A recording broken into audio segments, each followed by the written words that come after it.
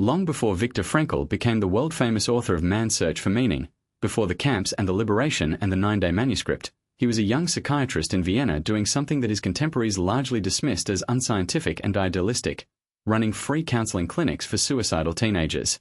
It was the late 1920s. Frankl was in his early 20s, still completing his medical training. Vienna had a disturbing pattern. Every year, around the time students received their school report cards, the end of the academic year, the moment when grades were finalized, there was a spike in adolescent suicides. Young people were killing themselves over exam results, over academic failure, over the prospect of disappointing their parents or failing to meet social expectations.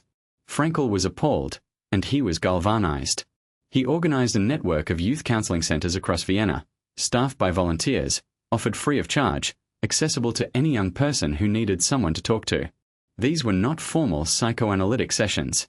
They were, in many respects, early exercises in what would become logotherapy. Conversations aimed at helping young people find reasons to go on, to see their difficulties in a larger context, to reconnect with something worth living for. The results were remarkable. In the year that Frankl centers were fully operational, the rate of teenage suicide in Vienna, at least according to the records of the period, reportedly dropped to zero during the critical spring period.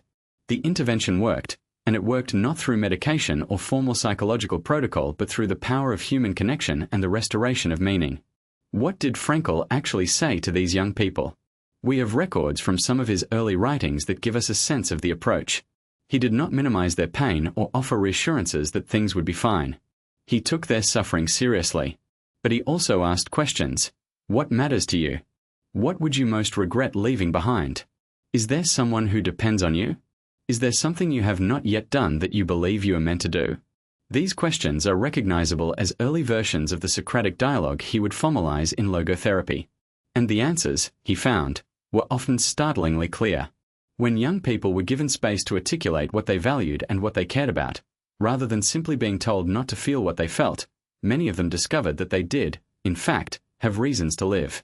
Those reasons had been obscured by shame, despair, or the inability to see past the immediate crisis. The task of the counselor was to help them see past it. This early work planted several seeds that would grow into the full logotherapy system.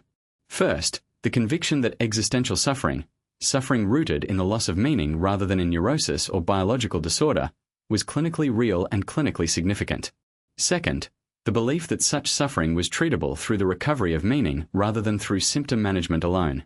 Third, the understanding that the young are particularly vulnerable to existential crisis, not because they are weak but because they are confronting for the first time the question of what their lives are for, without the frameworks that experience and commitment eventually provide.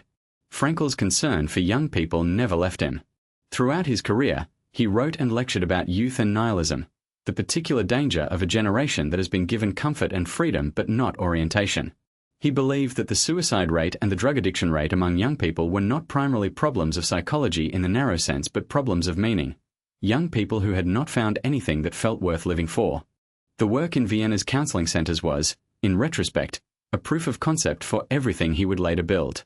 It showed that meaning-centered intervention could have profound practical effects on the very edge of human despair.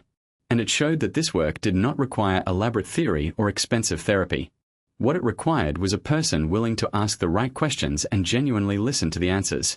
Subscribe to The Psychology of Viktor Frankl to explore more of his timeless ideas.